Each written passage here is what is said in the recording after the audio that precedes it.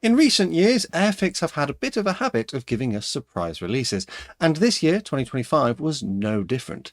We had this supersize 1/24th scale Messerschmitt Bf109G released for the Telford show in November. Hello everyone, I'm Matt, this is Model Minutes, and join me today as I do a bit of an unboxing review on this particular kit.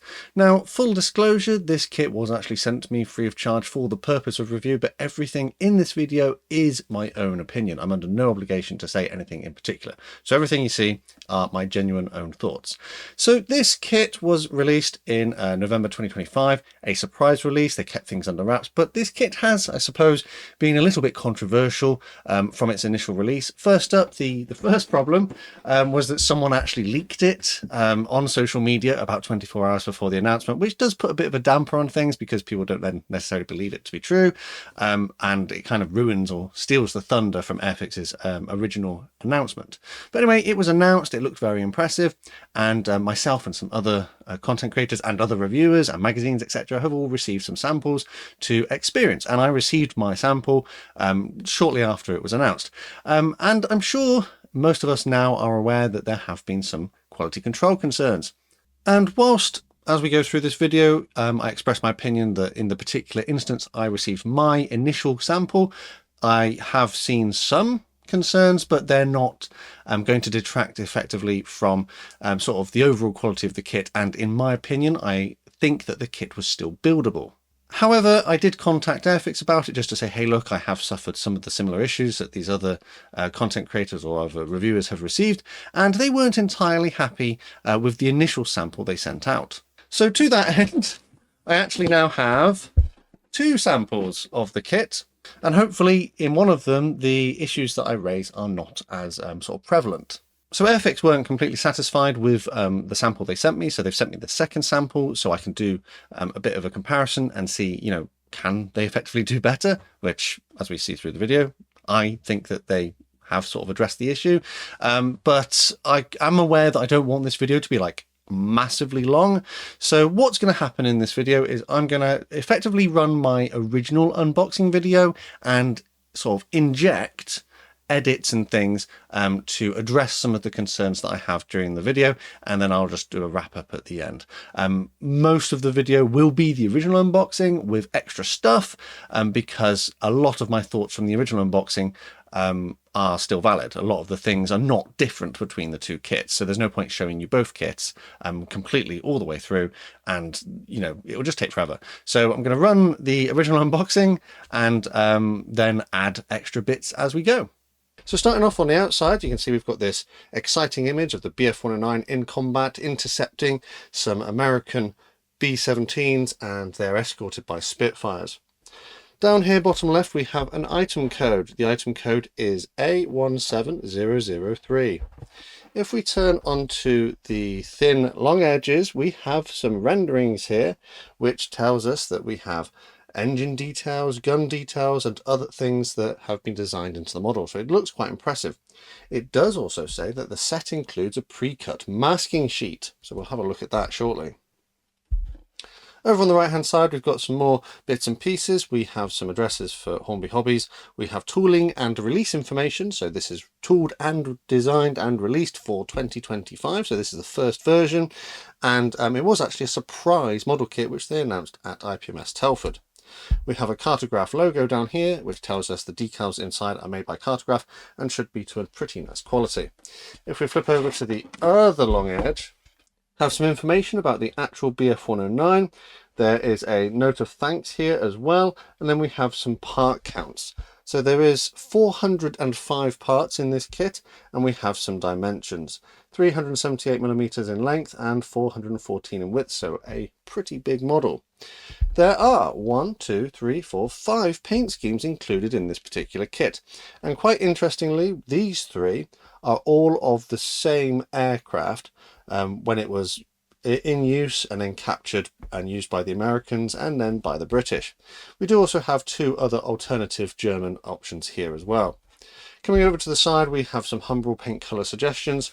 There are 4 flying hours. These are coupons, cut out and keep that, because you can use it to redeem against more kits if you're a member of the Airfix club. Alternatively, you could always send those to Models for Heroes and they can use them for their charitable work. We have a skill level here. This is different to normal. The skill levels don't normally look like this. The skill levels on Airfix kits have quite traditionally looked more like this. So you can see they've gone for a sort of dial rather than just a numbered system now.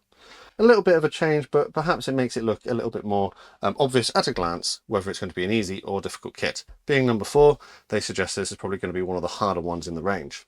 The other thin edges just feature the same kind of information we've already seen, although it features an image of the aircraft in a head-on view. The rear of the box doesn't feature anything other than sort of a batch number. So before we get into this, I do actually have the masking set here. It came separately in the box. As you can see, it does indicate it's specifically for this kit, and it does have sort of indication here that it can be used for both canopy types. On the other side, you can see that these are all pre-cut and they are printed as well, so you can identify which ones are the correct ones. Let's just very quickly have a look. I'm not going to linger too long on this because, you know, canopy masks are generally canopy masks. They tend to do the job, but I've not experienced the Airfix ones. I actually believe these are manufactured by Cartograph for Airfix. So there you go. You can see in the lighting the sort of pre-cut areas and also the printing on there. That looks to be fairly good. And then we have our instructions as well, which clearly indicate with different elements of color where your mask should go. Doesn't look overly complicated, but definitely a great inclusion. And I hope this is them opening the door for more mask sets in the future. I do know that they've done one for the Lysander as well. I think that was like the first one, so it's good to see other ones. I think maybe even they did one for a Spitfire, I can't remember. I don't have that. So as you can see, this has not been opened. The seals are intact. So let's have a look inside of this and see what we've got. Oh, there we go. And interestingly, we do have another mask set here. This is also included. I wonder what the difference is. So this one that's included in the box seems to have like the canopy masks, as well as like painting masks too, which is pretty good. We've got a spiral mask here, for example, for when you paint your spirals, which would be quite handy. The difference, I think this one just has like the canopy parts, whereas this one has elements for painting as well. So that's pretty cool. I'll probably just end up using the kit one rather than this one. So you can get this separately. So this must be the separate inclusion. This is the actual version that's included in the box. So as a small like point, I did find out what the differences are between the two mask sheets. So this is the mask sheet that comes included in the set. Ignore the scuff. That's my fault. I did that, putting it back in the box. That's my problem, not a representative of the kit that was received. So this is what comes inside the box. It has your painting masks and it has external canopy parts, whereas the extra set doesn't have like the spiral spinner mask and the crosses. It does have internal and exterior clear canopy part masks. So if you want internal masking parts, you're going to have to go and get the second additional sheet. Yeah, so now back to the main video. So let's take a look at the instructions. So slightly unusually, we have like color artwork on the front. We don't normally see that, but it's quite nice.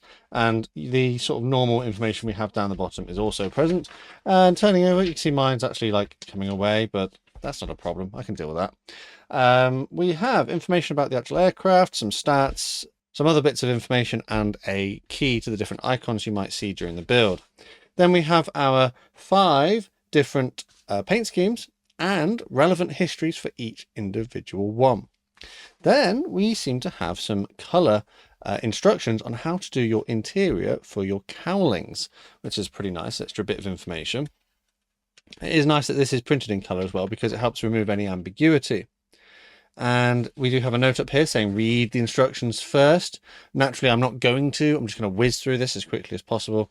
But it does seem to say that there are different options available to you, depending on how you would like to display your aircraft. So we've got like cowlings open, canopies open, etc. Engine details as well. So it goes into quite a lot of detail about the engine and the different elements of what they actually are. And it also has like painting information there too. And then we actually start with the engine.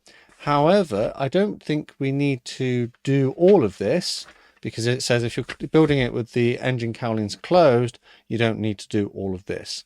Yeah, so engine's built up in a number of steps. There seems to be quite a few little individual details such as pipe work. Colors are picked out in a relevant sort of code for the Humbrol color callouts.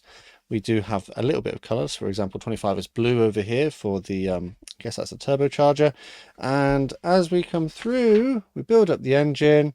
We do have options here to install different parts by the looks of it, based on the variant we're doing. Carrying on down, still building up the engine. Quite a lot to do. Still lots to do on the engine. We do have some parts in here which are jigs as well, so make sure you're reading the instructions if you come to do this. And then at this point we've completed the engine, so that's like 86 steps just on building the engine, so that's pretty detailed. The next bit then we have cockpit details, and again it goes into a reasonable amount, well actually quite a lot of information about the different dials, the different colors and things, the different handles. So yeah, that's pretty handy. This is something that we don't normally see, and it's really good to have this information in there. It's like going above and beyond, so I don't have to do all of my research online. We then get into the cockpit assembly, and again there's loads of details to add into here.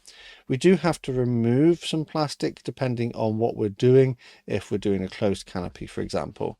As we come through, there are also some holes that we may need to drill out, so check your particular version. It would appear down here that we actually have seat belts included, which is nice. Naturally there'll be plastic parts. And as we progress, it even says here that depending on the variant that you're doing, you may need to remove certain details. So they've obviously designed in different aspects of the kit, and for some you may need to remove certain details that may not be present on the real thing. Still loads to do with our cockpit area. We have joined our fuselage together by this point, and then we come on to the wings. And the wings are kind of the same deal. There's still quite a lot of detail to go inside of here. Seems to be fairly logical and straightforward in the way they've designed this. We do have leading edge slats, and we can have them open or closed by the looks of it. We add our wings onto the model and our tail surfaces. Again, tail surfaces have the option to be displayed posed. And then we come down to the radiators and wing flaps. Again, there's different options based on how you'd like to display it. So we've got radiator flap closed, wing flaps retracted, or flap open with flaps retracted, or flaps lowered and radiator flaps lowered. So there's lots going on there. Coming on down, adding the various elements of the radiators and things. Again, posable. Flaps are posable. Ailerons come as separate parts, so again they can be posable. And yes, coming on down, so we're now adding elements of our engine and the engine we would have assembled earlier onto the front of the aircraft. There are notes here telling us to check for things as we do them, and then we come to the guns, and then the guns have lots of information about them as well. Perhaps the printing on this one isn't as clear as the other images, but it's still printed in color. Quite handy to have that. Again, there seems to be quite a bit of detail. This would definitely be like quite a showstopper if you've got the engine cowlings like open to see all the details inside. I don't know what I'll do with this one. That's a lot of work, isn't it? But I'm sure it will look absolutely amazing. Landing gear then. So landing gear can be positioned down. Is there a raised option? Let's have a look and see if there's a raised option for landing gear. Usually they do give you a raised option in Airfix kits, but I couldn't see one at the moment. Lowered, lowered, lowered. I presume the tail wheel on the Bf109G was fixed anyway. wheels get glued together, they go onto the legs. We have a drop tank if you'd like to use it. We have gun pods which can be assembled, and they have panels which can be left open as well, which is pretty nice. They're coming on down. More parts of your cowling can be left off. We have filters for our air intakes based on which variant we're doing, so they have obviously factored in different variants. And then all these little bits get put together. We have different gun sights by the looks of it, and then our different canopy options as well, which can be positioned open or closed. Smaller details get added. We do have some little notes about the various painting elements of these ones. Scheme C, for example, you paint yellow tips on them, which would be a RAF kind of thing.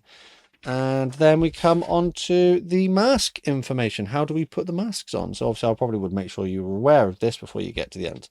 Read all of the instructions first. It is my question. So obviously no pilot figure. It's a big scale kit. Airfix don't tend to include them in the bigger scale kit, in the recently tooled ones anyway. But no raised landing gear option. Did we not see one? Maybe we did. I just missed it. Lowered.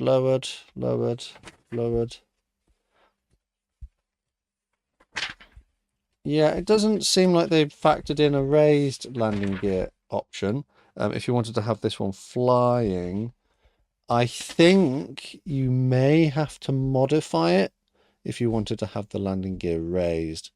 But as there's no pilot or display stand, you know, landing gear down might be your only option. But yeah, instructions. A lot going on, but I think they've added a good wealth of detail, which should help try and make it quite clear as you're building the model. Cool. So the instructions then, just as an additional point, these are the original instructions. You can see they've got the little tears in there. Unfortunately, I do think that it is just the sheer size of the paper.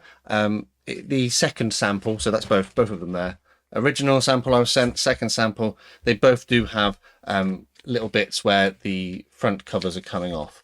But, you know, it's the instructions. I wouldn't be sending this back to Airfix and asking for a replacement. I think that I can live with that. Naturally, maybe they just need to get bigger staples or something, but not a massive problem, in my opinion. So the next thing to take a look at is the decal sheet. So you can see that mine has ever so slightly crimpled in a few places. It's quite a big sheet, and obviously I guess when they put it in the box, it's not been as flat as it potentially should have been. I'm hoping that won't affect the decals. Normally they kind of can survive a little bit of folding, so hopefully they're okay. There doesn't seem to be any tears in the sheet or tears in the actual decals themselves, so yeah, I think they'll be okay. But yeah, just a little bit of crimpling here on the paper. But what do we have? So it looks like they've tried to squeeze in as many decals as they can onto the sheet. Up here we've got like common ones, which are printed to a nice quality. Then we've got our German crosses. Don't forget, of course, you did have masks for the crosses if you'd rather paint them. We have our US roundels, and then our RAF ones, depending on the variant we want to do. Printing is to Cartograph's normal standard. It appears to be very legible. Even the fine text is quite readable, and the registration, so everything is as central as it should be. It's been very nicely reproduced. I can't see any problems other than the crimpling of the paper. It looks very nicely made.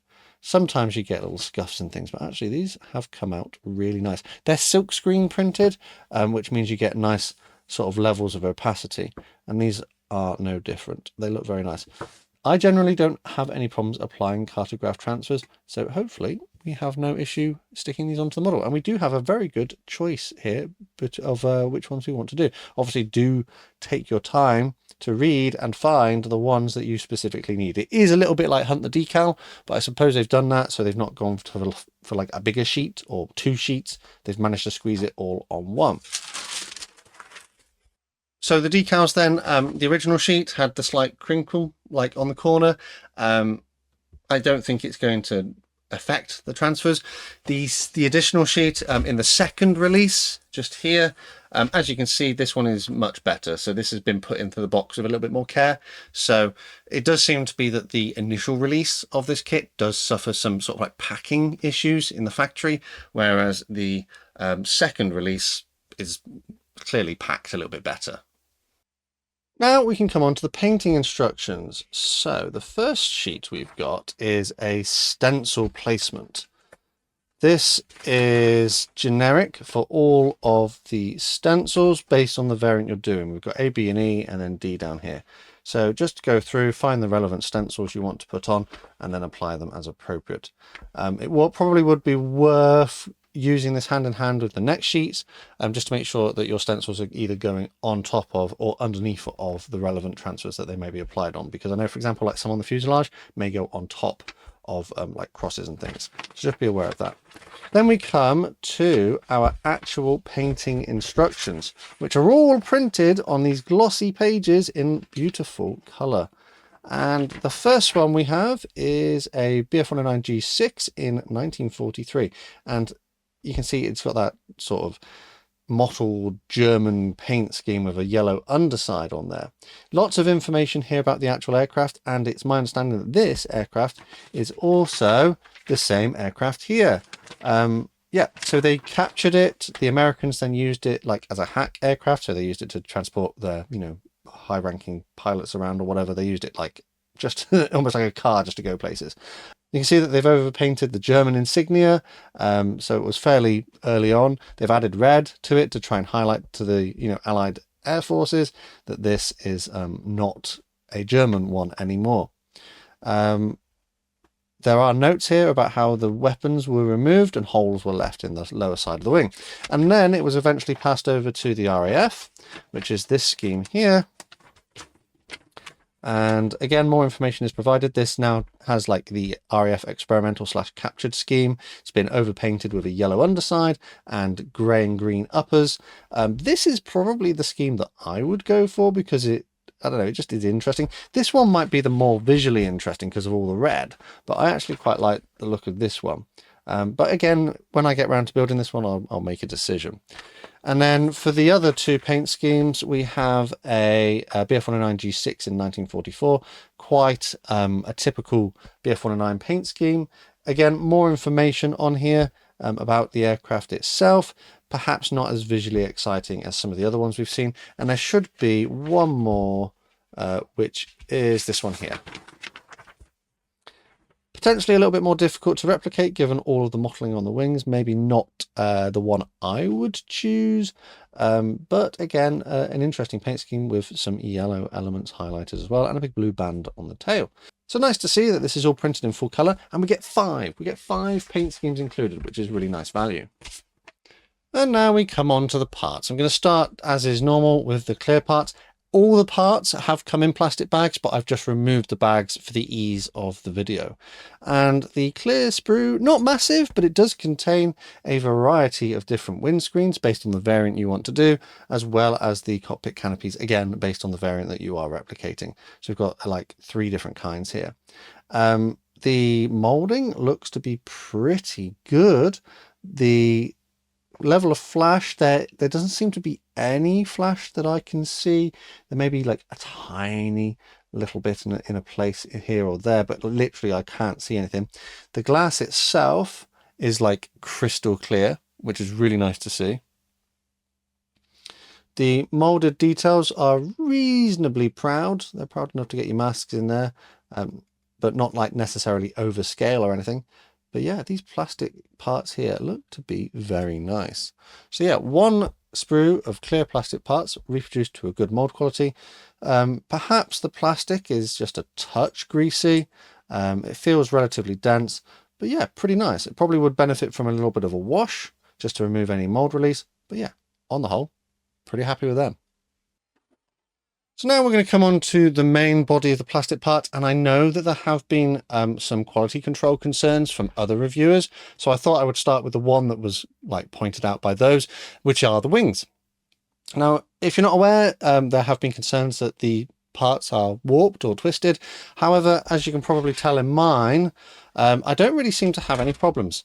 Yes, the plastic sprues are ever so slightly twisted. So you can see there's a slight curve to it here, but the parts themselves don't appear to have any warping. Like, it's to the point where if I just realign the sprues, everything just comes back into alignment. Like, the plastic parts themselves, if I look down them, they don't seem to have any warping that I can notice. In my opinion, these plastic parts, okay, yes, it might be a little bit disappointing to have a slight curve in the sprue, but there's no indication here that the plastic parts themselves are damaged, or that I, in my example here, require a replacement sprue. So yeah, actually, I can't see a real problem here that would detract me from building this kit. However, obviously, if you were unhappy with the condition of yours, absolutely contact Airfix and see if you can get a replacement part.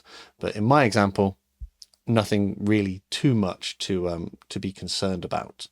The level of detail on these are quite nice. We can see we've got recessed panel lines, we've got some rivet details, the plastic is reasonably dense, ever so slight feeling of mold release on there, but on the whole, pretty nice. Ejector pin marks are on this side and appear to be in areas where they will not be visible, which is a good thing to see. So that is the wings. I think it is worth looking at these two sprues because obviously I've had them out. The first one here, again, has a slight bend to it. I think this is probably from where they were taken out of the mold, and perhaps it was maybe a little bit too warm and they chuck it in the box and it sort of conforms to the shape of other sprues that are in there. It's the sprue itself has a curve to it, but again, looking at the plastic parts, there's no indication here that there's anything wrong with the parts themselves. On this sprue then, we have various parts. I think this is like part of your cockpit, tail surfaces, and again, more bulkheads and things. Control panel there, very nicely reproduced. Level of detail is actually quite nice. On the other side here, you can see that we have our ejector pins on this side, and it is worth pointing out actually that on this side we do have some flash from where the ejector pins have hit the plastic. It obviously will need to be removed, but it's not detracting from the build, I don't think. So yeah, a bit of excess plastic there to clean up, but generally okay looking by the looks of it. Details are quite nice. Tiny little bit of flash here, which will need to be removed, but yeah, pretty nice. And then this sprue here, again, this is sprue B. This has a slight curve to it, but once again, I've looked at the parts and I can't really see anything here that would indicate that the parts are like damaged. They have come away from the sprue slightly, so I'm guessing that when the factory have put them in the bag, they've pushed it down and it's sort of conformed and it's caused like a few little bits of the sprue gates to pop off. But again, doesn't seem to have any problems. The parts don't seem to be bent themselves. Obviously, we'll find out more when we come to a build, but on the whole, I can't see any problems. There is a little bit of flash in a few places on this one, which is a little bit frustrating given it's a brand new tooling. You wouldn't quite want to see anything in the way of flash, but it is like minimal. It is very manageable. Yeah, again, on this one, level of detail is rather quite fine. Lots of little rivets and nicely recessed panel lines and raised details as well. Quite good. So this is an extra bit here. I just want to do a bit of a comparison. So these are the original sprues that I've just shown you. They have all been marked with tape from the original sample. And what I'm going to do is compare them with the second sample, just so we can see like what the difference is.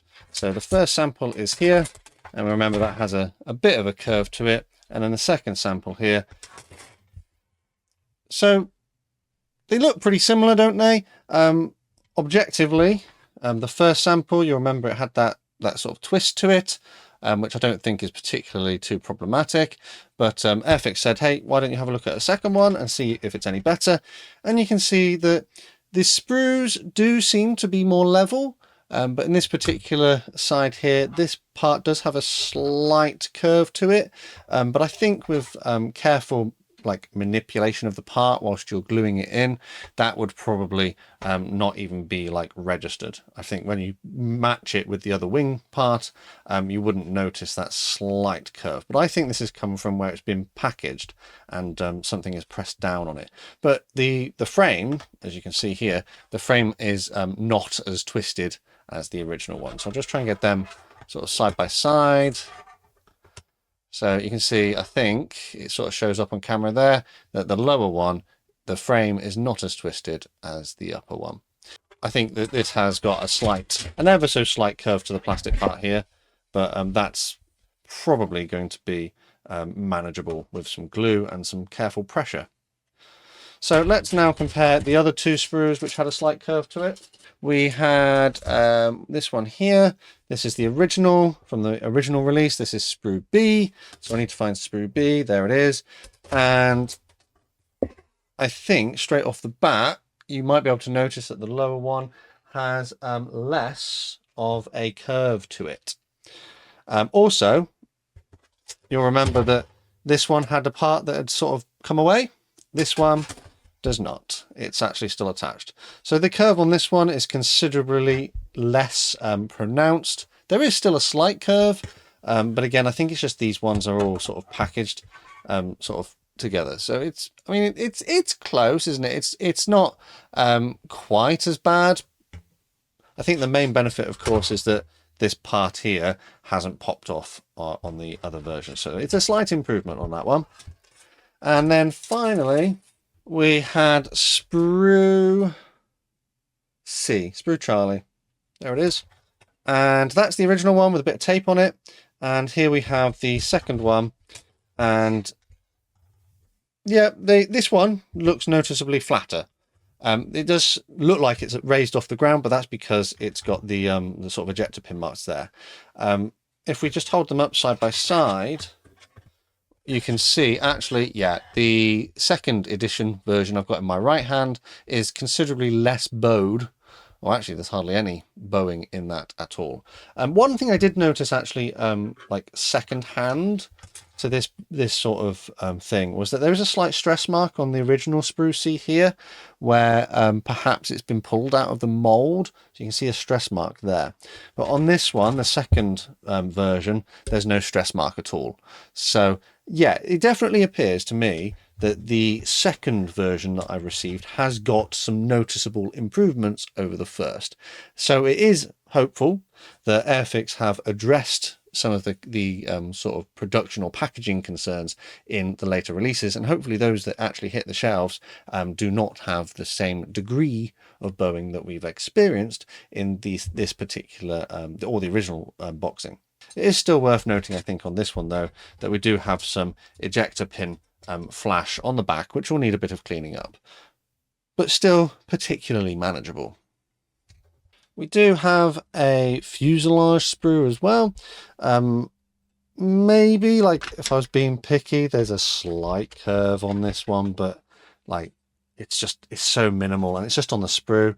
The fuselage parts, as I look down them here, they don't seem to be bent, so nothing there to complain about. On the inside, we've got some various details, pipework and wires, as well as framing here on the back.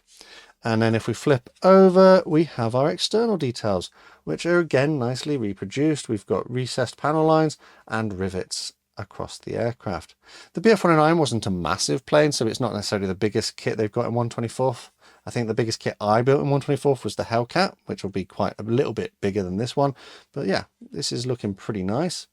Sprue E. This one seems okay. Underwings. We've got underwing sides. Again, level of detail reproduced is quite nice. We do have some flow marks here, but nothing too noticeable. There's like the panels and things for the underwing areas which need to be cut out, as well as mounting points which can be drilled through. We have wing supports. Again, the ejector pin marks have a little bit of flash on them, which will need cleaning up.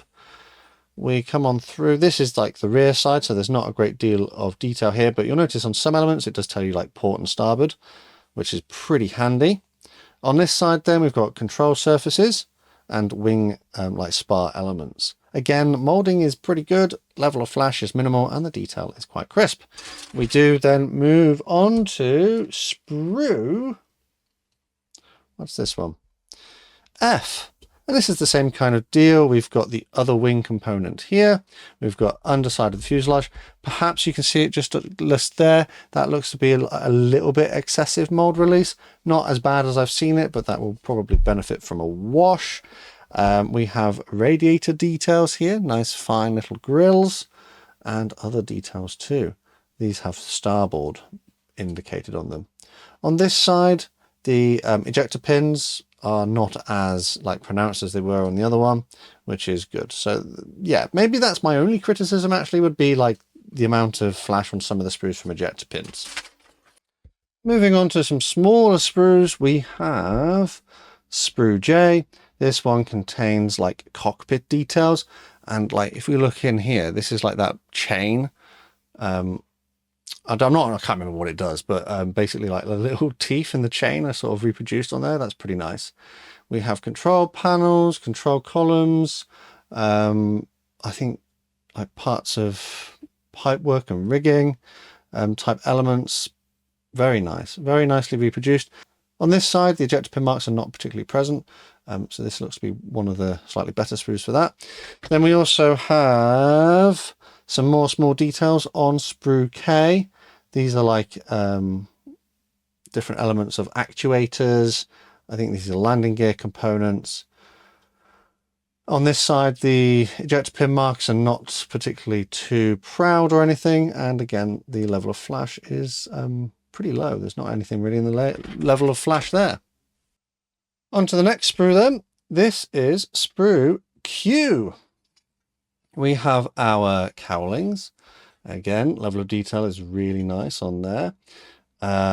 Machine guns as well, nicely reproduced. Small details. Flash on this one doesn't seem to be particularly present. Their control panel is nicely molded as well. Flipping over to the other side, we have details on this side. Perhaps some ejector pin marks, if you're going to display this open, that you might need to pay a little bit of attention to. They're not massively present, but they might need just a little bit of filling and sanding. But yeah, this is looking pretty good too. Small details are nicely reproduced. All right, next one. This one is sprue M, and this has our wheels on it, and the wheels they're pretty nice, aren't they? They've got nice little molded representations of the tire tread. They also have flattened edges, which allow you to position it on the ground. So if you were going to do this wheels up, you may have to address that flattened edge, because it looks like there's only the ones with the weight going through them. The hubs are nicely molded too, with a nice level of detail. That's pretty nice. We have landing gear leg components over here as well. And flipping over to the other side, ejector pin marks are manageable on this side. There's no real problems there. But yeah, that's looking quite nice. And then we have a tiny little sprue. This is sprue N, and this has our gun pods on it. These are molded to a nice quality. I imagine sprue N might not be something they include in every release. Maybe there's going to be a future release of this kit and there's a different variant and it doesn't need them, so it comes as a separate sprue. But in this particular one, we do need it, and as mentioned, you can display elements of it open, which is pretty nice. Again, this looks pretty good. There's no flash, and ejector pins are not really present on the other side. We come on to another small sprue. This has our propeller assembly on it. I'm not a massive fan of individual blades on propellers, but I get in 1/24 scale, that's manageable. This again comes in a number of parts. There is a little bit of flash here on the edge of this component, which will need cleaning up. It's like a mold seam, but this is the first bit of real flash that we've seen. Other than that, that's basically it. That's all of the flash that we've seen so far. That's pretty good. And then we have another separate sprue, which is sprue P. This has our underside drop tank for our fuel, which is molded to a nice quality. Some slight scuffing here on this one, but nothing that I think will detract from the look of it when it's had a primer and paint over the top. Again, level of flash is absolutely non-existent on this sprue. And then we have another sprue, and on this one, engine components, lots of pipe work, which is finely reproduced. Nothing in the way of short shots on here that I've seen so far. Lots of little details reproduced on the engine here. It's looking quite impressive, isn't it? On this side, ejector pins are present, but again, very minimal and not as flashy as the other sprue that we saw earlier. And then we have the other parts of our engine, so our sort of engine block. Again, details are nicely reproduced. Very impressive. We've got our turbocharger down here. Other side, same kind of deal as we've seen previously. Nice. And that is all of the plastic parts included. As you can see, I've just chucked everything back in the box. Let's recap. We had like 400, hang on, what was it? 405 parts, which are all molded to a pretty nice quality. Tiny little bit of flash in a few places, some ejector pin marks that might need cleaning up in a few others, but generally the level of detail looks to be very impressive, and we do get quite a lot of options. We've got engine open, engine like visible, you've got different canopy options, open, closed, or variants as well, flaps down, exhaust flaps open, posable flight surfaces, an absolute wealth of information in the instructions. We had cartograph decals, we had a masking sheet included. You could buy the separate masking sheet as well, which I also got sent a sample of, which we saw earlier. That's a lot. It's a lot, isn't it? On the whole, I would say this looks to be a very impressive model, and it sort of indicates what Airfix can do with their level of attention to detail. So lots of rivets, very finely reproduced, lots of information in the instructions. Obviously, I was very fortunate in my sample that nothing here seems to be warped, not like to the point that maybe other reviewers have had. Yes, some of the sprues have bends in them, but from what I can see, there's no indication at all that the parts themselves are not usable.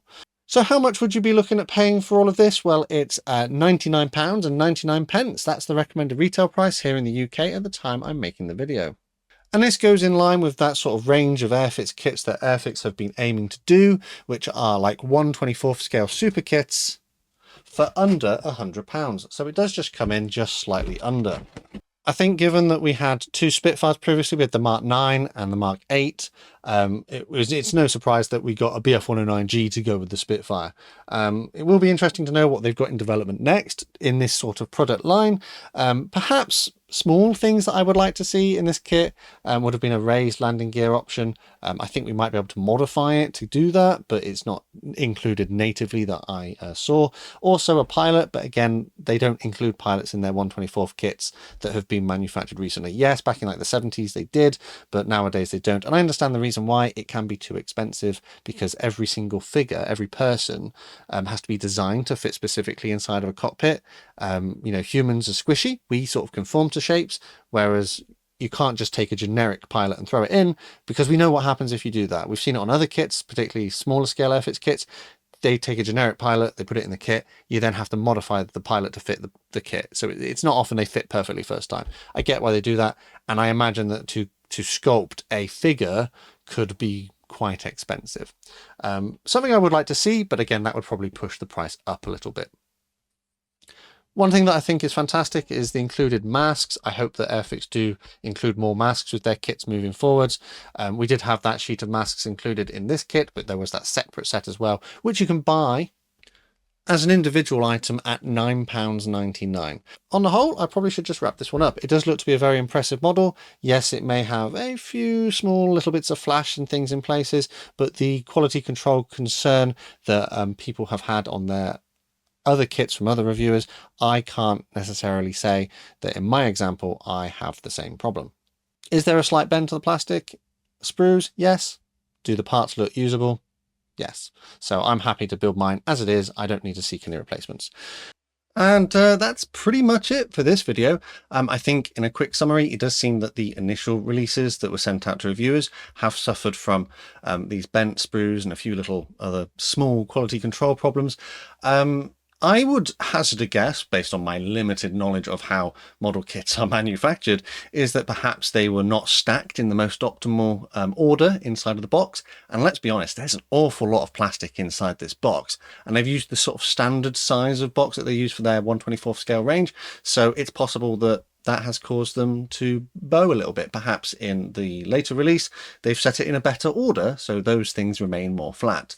Personally, from what I've seen in both kits, there's nothing there that would say any of the parts are ruined, or, in my own opinion, would I need to contact Airfix to get a replacement part. I think that the kit, or both kits, are completely buildable out of the box Yes, granted, it's not great when you see a sprue that's a bit bent, but in my particular example, I've seen kits with a lot worse quality control problems, and they've still been buildable as well.